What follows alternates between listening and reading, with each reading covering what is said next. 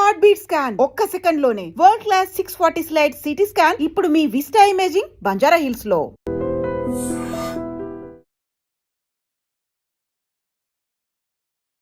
ఐడ్రీమ్ ప్రేక్షకులకు నమస్తే, నేను ఉదయశ్రీ. ఇప్పుడు మనతో పాటు స్టూడియోలో ప్రముఖ ఆయుర్వేదిక్ వైద్య నిపుణులు, వంటింటి వైద్యానికి కేర్ ఆఫ్ అడ్రస్ అయిన డాక్టర్ చిట్టిబొట్ల మధుసూదన్ శర్మ గారు ఉన్నారు. మరి చిట్టిబొట్ల మధుసూదన్ శర్మ గారు మనకు ఎన్నో వంటింటి చిట్కాలు చెబుతూ ఉంటారు మన హెల్త్కి సంబంధించి. ఇప్పుడు ఆయన అడిగి కాన్స్టిపేషన్తో చాలామంది బాధపడుతూ ఉంటారు. దానికి మనం ఇంట్లో ఎలాంటి రెమెడీని తయారు చేసుకోవచ్చు, అలాగే మార్కెట్లో ఏం అవైలబుల్ ఉన్నాయి తెలుసుకుందాం. నమస్తే సార్. నమస్తే. సో కాన్స్టిపేషన్ అనేది అంటే ఎలాంటి బాడీ తత్వం ఉన్న వాళ్ళకి ఉంటుంది, ఎందుకు ఉంటుంది సార్? సర్వసాధారణంగా వేడి తత్వం ఉన్నటువంటి వాళ్ళలో కాన్స్టిపేషన్ అనేటువంటి సమస్య ఉంటుంది.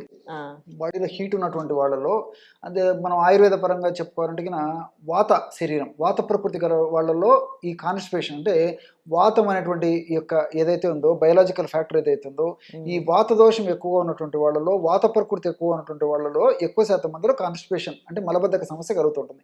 కారణం ఏంటంటే దేహం ఉన్నటువంటి నీటి శాతాన్ని ఈ యొక్క వాతం, గాలి అని ఏదైతే చెప్తామో, ఎయిర్ అని ఏదైతే చెప్తామో, ఆ యొక్క ప్రభావం చేత ఆ నీటి శాతం డ్రై అప్ కావడం చేత, మలంలో ఉన్నటువంటి నీటి శాతం కూడా డ్రై కావడం చేత అలాంటి వాళ్ళకి మలబద్ధక సమస్య కలుగుతుంటుంది. దీనికి తోడు మరి ప్రకృతి పరంగా అయితే పర్లేదు, కానీ మరి ప్రకృతి పరంగా కాకుండా కూడా కొంతమందికి ఏంటంటే వాళ్ళు పాటించేటువంటి విధి విధానాలు సరిగ్గా లేకపోవడం చేత మలబద్ధక సమస్య కలుగుతుంటుంది. అంటే ఉదాహరణకి ఫైబర్ తక్కువగా తీసుకోవడము, అట్లే నీళ్లు తక్కువగా తాగడము, తర్వాత టయానికి ఆహారం తీసుకోకపోవడము, టయానికి రెస్ట్ తీసుకోకపోవడము, ఇలాంటి చిన్న చిన్న కారణాల వల్ల మలబద్ధక సమస్య కలుగుతుంటుంది. దీనికి తోడు fast foods, junk foods, bakery foods, cool drinks, ice creams ఇవి విపరీతంగా తీసుకోవడము, మానసిక ఒత్తిడి, కొన్ని రకాలైనటువంటి వ్యాధుల వల్ల మలబద్ధక సమస్య కలుగుతుంటుంది. కొన్ని రకాలైనటువంటి వ్యాధులకు వాడేటువంటి కొన్ని స్పెసిఫిక్ మెడిసిన్స్ కూడా అంటే ఆధునిక కృత్రిమ రసాయన ఔషధాల వల్ల, ముఖ్యంగా మానసిక వ్యాధులకు వాడేటువంటి జబ్బులు, ఔషధాలు, అదేవిధంగా పార్కిన్సన్స్ అని చెప్పేసి ఆ యొక్క జబ్బు, ఆ జబ్బు ఒక రకమైన న్యూరలాజికల్ డిసీజ్ అనమాట. అలాంటి జబ్బులకు వాడేటువంటి కొన్ని రకాలైన మందులు, కొన్ని రకాలైన బీపీకి సంబంధించినటువంటి టాబ్లెట్స్ వాడేటువంటి పరిస్థితి ఉన్నప్పుడు ఆ రకమైన టాబ్లెట్స్ వల్ల, మెడిసిన్స్ వల్ల కూడా ఈ మలబద్ధక సమస్య కలుగుతుంటుందమ్మా. ఓకే, జనరల్గా అంటే నార్మల్గా అయితే ఒక మనిషికి కంప్లీట్గా ఎవల్యూషన్స్ అనేది ఎట్లా కంప్లీట్ చేసుకోవాలి, పొద్దున ఎట్లా ఉంటే హెల్దీగా ఉన్నట్టు? కాల విరేచనం ఆరోగ్యకరణం శ్రేష్టం అని చెప్పేసి మన మహర్షులు వేలాది సంవత్సరాల క్రితమే సూక్ష్మప్రాయంగా చెప్పడం జరిగిందమ్మా. అంటే కాల విరేచనం కావాలి అంటే సమయానికి గంట కొట్టినట్టు మోషన్ అయ్యేటువంటి పరిస్థితి ఏర్పడాలి. ఈ రోజుల్లో లైట్ వేసి వెతుకున్నా ఆ పరిస్థితి లేదు. ఇక్కడ ఒకటి కూడా లాజిక్ చెప్తాం చూడండి. మనము సర్వసాధారణంగా 2 సార్లు 3 సార్లు ఆహారం తీసుకుంటున్నాం, అంతే కదమ్మా? 2 సార్లు 3 సార్లు ఇన్ జనరల్గా. సరే, ఈ మధ్య కాలంలో మరి కల్చర్ పెరిగిపోయింది, నాగరికత పెరిగిపోయింది, ఫుడ్ ఐటమ్స్ ఎక్కువ పెరిగిపోయినాయి, క్రేవింగ్స్ పెరిగిపోయినాయి. 4 సార్లు అయిపోయింది. మళ్ళీ 5 సార్లు కూడా మొహమాటం కొద్దీ ఎవరైనా చెప్పినారని చెప్పేసి, ఏదో ఫ్రెండ్స్ చెప్పినారని చెప్పి మధ్యలో ఒకటి, మళ్ళీ రాత్రిపూట ఇంకొక సందర్భం బట్టి ఇంకొకటి. ఈ విధంగా ఏంటి రోజు 5 సార్లు 6 సార్లు ఫుడ్ తీసుకోవడం మొదలైపోయింది. 2 సార్లు యాక్చువల్ 2 సార్లు తీసుకోవాల్సింది 3 సార్లు అయిపోయింది, 4, 5, 6, 7 సార్లు కూడా అయిపోయింది. అలా కాకుండా కొంతమంది గంటకు ఒకసారి ఫుడ్ తీసుకునేటువంటి మహనీయులు కూడా ఉన్నారు. ఆ కేటగిరీ మనుషులు కూడా ఉన్నారండి. సో కొద్దిగా ఆకలి అయితేనే నింపేస్తుంటారు. సో ఈ విధంగా కూడా కొంతమంది ఉన్నారు అనమాట. కాబట్టి అంటే ఇన్నిసార్లు ఆహారం తీసుకున్నప్పుడు కనీసం రోజుకి 1-2 సార్లు మోషన్ అవ్వాలి కదండి, ఆ చెడు పదార్థము. ఇప్పుడు కనీసం 2-3 సార్లు మినిమం ఆహారం తీసుకున్నప్పుడు కనీసం 1-2 సార్లు మోషన్ కావాలి కదా. మరి ఎంతమందికి అవుతుందో ఆలోచన చేయండి. సో ఈ తీసుకునే ఆహారం పదార్థం వల్ల తయారైనటువంటి చెడు పదార్థము ఏదైతే ఈ యొక్క డెబ్రిస్ చెడు పదార్థం ఉందో, అదేవిధంగా దేహంలో జరిగేటువంటి ఈ రసాయనిక మార్పు వల్ల, జీవక్రియల వల్ల తయారైనటువంటి మల పదార్థం ఏదైతే ఉందో, ఇవన్నీ కలిసి దేహంలో ఎక్కువ కాలము నిల్వ ఉండడం చేత వివిధ రకాల జబ్బులు వస్తాయన్నమాట. కాబట్టి ఎప్పుడప్పుడు తయారైనట్టు వితిన్ 24 అవర్స్ లోపే బయటికి విడలింపజేసేటువంటి పరిస్థితి మన బాడీకి ఉండాలన్నమాట. అలా అది లేకపోవడం చేతనే అనేక రకాలైన కొత్త జబ్బులు వస్తున్నాయి. ఉన్నటువంటి జబ్బులు కూడా తగ్గకపోవడం చేత మరి వైద్యులు కూడా అంతుపట్టిన అంత చిక్కని సమస్యగా కొన్ని జబ్బులు పరిణమిస్తున్నాయంటే ఆశ్చర్యం వేస్తుందండి. మరి ఏంటి దీనికి ఇప్పుడు మీరు ఇంట్లో చెప్పే రెమెడీ ఏంటి? ఒక రెమెడీ చెప్తాను చూడండి. ఇది తయారు చేసి పెట్టుకోవడం వల్ల చిన్నపిల్లల నుంచి పెద్దల వరకు అందరూ వాడుకోవచ్చు. ఆ రెమెడీ ఏంటంటే ఒక 30 గ్రామ్స్ రోజా పూల పొడి తీసుకోవాలి. రోజా పువ్వుల పొడి మంచి చాలా సువాసన భరితంగా ఉంటుంది. టేస్టీగా ఉంటుంది. చిన్నపిల్లల నుంచి అందరూ పెద్దల వరకు వాడుకోవచ్చుమా. అంటే మార్కెట్ లో దొరికే పొడియా లేకపోతే ఫ్లవర్స్ తో మనము మనం చేసుకోవచ్చా? ఫ్లవర్స్ తెచ్చుకొని చేసుకోగలిగితే ద బెస్ట్ నేను అడ్వైస్ చేసేది. అంటే పచ్చిగా ఉంటాయి కదా అవి. ఇంట్లో పెడితే 4-5 రోజులకు ఎండిపోతాయమ్మా. ఆ, ఎండిపోతాయి. ఇంట్లో మనం ఆరబెట్టేసేస్తే 4-5 రోజులకు ఎండిపోతాయి. ఆ, బాగా ఎండిపోయిన తర్వాత మిక్సీలో వేసుకొని తయారు చేసుకోవడం కానీ లేకపోతే దంచి తయారు చేసుకోవడం కానీ ఫస్ట్ మెథడ్. ఆ, ఇన్ కేస్ అలా వీలు కానటువంటి పక్షంలో ప్రామాణిక కంపెనీ వాళ్ళు తయారు చేసేటువంటి రీసెంట్గా మనం ప్యాక్ చేసినటువంటి ఆ రోజా పూల పొడి దొరికినట్లయితే అది కూడా వాడుకోవచ్చు అనమాట. ఆ రోజా పూల పొడి ఫర్ ఎగ్జాంపుల్ ఒక 30 grams తీసుకోవాలి. అట్లే సునాముఖి పొడి అని చెప్పేసి దొరుకుతుందండి. సునాముఖి దాని పేరు. ఎండించినటువంటి ఆకులు మార్కెట్లో దొరుకుతాయి, పౌడరు మనకు మార్కెట్లో దొరుకుతుంది. ఆ పౌడర్ కూడా చాలా సులువుగా తయారు చేసుకోవచ్చు. ఆకులు మిక్సీలో వేసేస్తే చాలా ఫాస్ట్గా పౌడర్ అయిపోతుంది విత్ ఇన్ 1 minute. సో వీలైనంత వరకు అట్లా తెచ్చుకొని తయారు చేసుకోవడం మంచిది. ఆ పొడి సునామికి ఆకు పొడి ఒక 30 grams తీసుకోవాలి. అట్లే ఒక 30 grams కరక్కాయ పెచ్చుల యొక్క పొడి. కరక్కాయలు, సో కరక్కాయలు మనకు మార్కెట్లో కరక్కాయలు దొరుకుతాయి, కరక్కాయ పెచ్చులు దొరుకుతాయి, కరక్కాయ పెచ్చుల నుంచి తయారించే పొడి దొరుకుతుంది. సో కరక్కాయ పెచ్చుల యొక్క పొడి 30 grams. ఈ 3 పదార్థాలు ఒక్కొక్కటి 30 grams చొప్పున తీసుకుని అన్నిటిని బాగా కలిపేసేసి ఒక గాజు సీసాలో నిల్వ ఉంచుకొని రోజు రాత్రి పడుకునేటప్పుడు ఒక 50 ml వాటర్లో 1/2 teaspoon నుంచి 1/2 teaspoon వరకు, సమస్య మరీ ఎక్కువగా ఉంటే 1/2 teaspoon వరకు కూడా వాడుకోవచ్చండి. సమస్య కొద్దిగా ఉంటే 1/2 teaspoon వాడుకుంటే సరిపోతుంది. వాటర్లో కలిపి తీసుకోవచ్చు. దీన్నే తేనె వాడదైనటువంటి వాళ్ళందరూ కూడా తేనెతో కలిపి తీసుకోవచ్చు. లేకపోతే ఒక 50 to 100 ml గోరువెచ్చని మిల్క్లో కలిపి తీసుకోవచ్చు. ఇలాగ తీసుకున్నా మరి చాలా సమర్థవంతమైన ఫలితాలు కలుగుతాయి. ఎక్కువ శాతం మందిలో విత్ ఇన్ ఫస్ట్ డే ఒక్క డోసు వాడినప్పటికీ దాని రిజల్ట్ కనిపిస్తుంది. కొంతమందిలో మాత్రం ఒక 2-3 రోజులు వాడేసరికి దాని ప్రభావం కనిపిస్తుంది. సో ఉదయమే ఈ పేగుల చలనంతో మనకు మెలకు వచ్చేస్తుంది, అంటే సెన్సేషన్తో మనకు మెలకు వస్తుంది.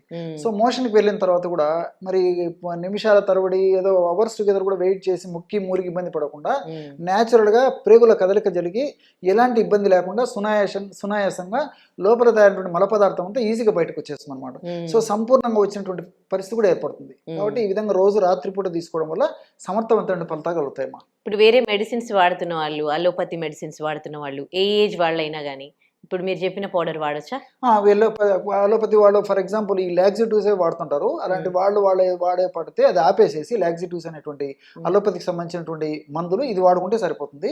అట్లా ఏ వయసు వాళ్ళైనా వాడుకోవచ్చు ఇది నేను చెప్పినటువంటి పౌడర్. కానీ చిన్న వయసు వాళ్ళైతే ఫర్ ఎగ్జాంపుల్ 10 సంవత్సరాలు 15 సంవత్సరాలు ఇలాంటి చిన్న పిల్లలకైతే ఈ డోస్ 1/2 teaspoon కాకుండా అందులో సగం తగ్గించాలి. అదేవిధంగా ఒక 2 సంవత్సరాల నుంచి 5 సంవత్సరాలు ఏజ్ ఉన్నటువంటి వాళ్ళైతే 3-4 చిటికెల నుంచి దాదాపు 1/2 స్పూన్లో సగం తీసుకోవాలి. అట్లా వయస్సును బట్టి తీసుకుంటే మంచి రిజల్ట్స్ ఉంటాయి. ఎక్కువ శాతం మంది నేను చెప్పినట్లు with in first day result వస్తుంది. కొద్ది శాతం మందిలో మాత్రం 2-3 రోజులు వాడితే కానీ రాదు. అదే ఇంకొకటి ఏంటంటే ఇక్కడ మనం మరొకటి చెప్పుకోవాల్సింది ఏంటంటే ముఖ్యంగా ఈ పసిపిల్లలు పాపం వాళ్ళకు నోరు లేదు, ఏడుస్తుంటారు, కడుపులో అజీర్ణంగా ఉంటుంది, పాలు జీర్ణం కావు, పొట్ట ఉబ్బరంగా ఉంటుంది, మోషన్ కాకపోవడం చేత కడుపు నొప్పి, పోటు, సంకటము, అనీజీ, డిస్కంఫర్ట్ అని ఉంటాయి. సో తల్లులు వాళ్ళ ఆ బాధను గమనించి తల్లులు కనుక్కొని ట్రీట్మెంట్ ఇవ్వాల్సింది తప్ప మరి పసిపిల్లలు చెప్పుకోలేరు. సో అలాంటి పరిస్థితి ఉన్నప్పుడు తల్లులు కూడా ఏం చేయాలంటే మరి జస్ట్ ఒక పించ్ ఆఫ్ దట్ పౌడర్ తీసుకొని సన్వాలతో రంగరించేసేసి కానీ లేకపోతే తేనెతో రంగరించి కానీ నాలుక చేస్తే చప్పరించి మింగేస్తారు పిల్లలు. సో చాలా ఫాస్ట్గా రిజల్ట్ వస్తుందమ్మా. సో పొట్ట ఉబ్బరం తగ్గిపోతుంది, పొట్ట నొప్పి తగ్గిపోతుంది, తర్వాత పొట్టలో కంఫర్టబిలిటీ వస్తుంది, బాగా ఆకలి అయిపోతుంది, ప్రేగుల చలన శక్తి జరిగి బాగా మోషన్ అయిపోతుంది. చిన్నపిల్లలు అంత హుషారుగా ఆరోగ్యవంతంగా ఉల్లాసవంతంగా ఉండేదానికి కూడా ఉండేటువంటి పరిస్థితి ఏర్పడుతుంది. ఇందాక మీరు అంటే ఆహారపు అలవాట్లు మారిపోయాయి, చాలా ఎక్కువ సార్లు తింటున్నారు అని అంటున్నారు కదా, అంటే అట్లా తినొద్దా? కొంతమందికి స్నాక్స్ తినే అలవాటు ఉంటుంది. ఇప్పుడు మార్నింగ్ తింటారు, ఆఫ్టర్నూన్ తింటారు, నైట్ మనం హెవీ మీల్స్ తీసుకుంటాం, మధ్యలో స్నాక్స్ లాంటివి తీసుకుంటూ ఉంటారు.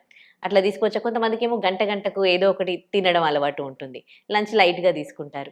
అసలు ఆహారం అనేది మార్నింగ్ టు నైట్ వరకు ఎట్లా తీసుకోవాలి? నిజంగా చెప్పాలంటే మనం పూర్వకాలం పెద్దల పద్ధతిలో మరి పెద్దల మాట సద్దిముట అని చెప్పేసి వాళ్ళు పాటించిన విధానం చాలా చాలా మంచిదమ్మా. సాయం ప్రాతర్ మనుష్యాణం అశనం వేద నిర్మితం అంటుంది మన వేదశాస్త్రం. సాయం ప్రాతర్ మనుష్యాణం అశనం వేద నిర్మితం, 2 సార్లు మనం ఆహారం తీసుకోవాలి. పూర్వకాలం అంతా మరి ఏకభుక్త, అది ఒక భోజనం చాలా మంచిది, కానీ ఏదో పెద్ద పెద్ద వాళ్ళకు ఋషి పుంగవులకు సరిపోతుంది కానీ అందరికి సామాన్య మానవునికి వీలు పడదు కాబట్టి సో మనం 2 పూట్ల ఆహారం తీసుకుంటే సరిపోతుందమ్మా. సో ఉదయం ఒకసారి సాయంత్రం ఒకసారి తీసుకుంటే సరిపోతుంది. మనకు తీసుకునేటువంటి విధానం కానీ ఆహారం వండుకునేటువంటి విధానం కానీ సరిగ్గా తెలియక అవగాహన లోపంతో వాటిని సరిగ్గా తయారు పోలేక అటువంటి ఆహారం తీసుకోవడం వల్లనే ఇలాంటి ఇబ్బందులు ఎదురవుతున్నాయి.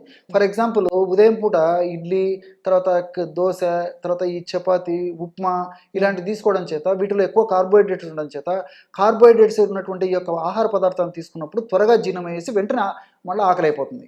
ఫర్ ఎగ్జాంపుల్ మీరు బ్రెడ్ తీసుకోండి, మైదా పిండితో చేసినటువంటి బ్రెడ్, తర్వాత ఇట్లాంటి బేకరీ ఐటమ్స్ తీసుకున్నారు అనుకో ఫర్ ఎగ్జాంపుల్, సో 1 గంట 2 గంటలు మళ్ళీ ఆకలి అయిపోతుంది.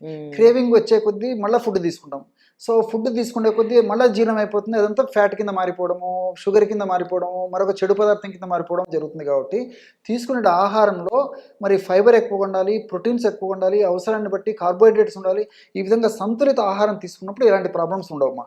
మనకు తెలియక అందులో ముఖ్యంగా ఏంటంటే ఇప్పుడు తీసుకునేటువంటి ఈ ఆహార పదార్థాలు కూడా కార్బోహైడ్రేట్స్ ఎక్కువ తింటున్నాం. ఉదయం కార్బోహైడ్రేట్ ఫుడ్డే త్వరగా జీర్ణం అయిపోతుంది. పాలిష్డ్ ఫుడ్, ముఖ్యంగా కార్బోహైడ్రేట్స్ అంటే మొత్తం పాలిష్ చేసినటువంటి ఇడ్లీ, దోశ, ఉప్మా, తర్వాత చపాతి, మీరు ఏదైనా తీసుకోండి మొత్తం పాలిష్ చేసినటువంటి ఆ యొక్క ధాన్యాలతోనే చేసుకుంటారు. మధ్యాహ్నం భోజనం అట్లా అయిపోయింది, రాత్రిపూట తీసుకునే ఆహారం అయిపోయింది.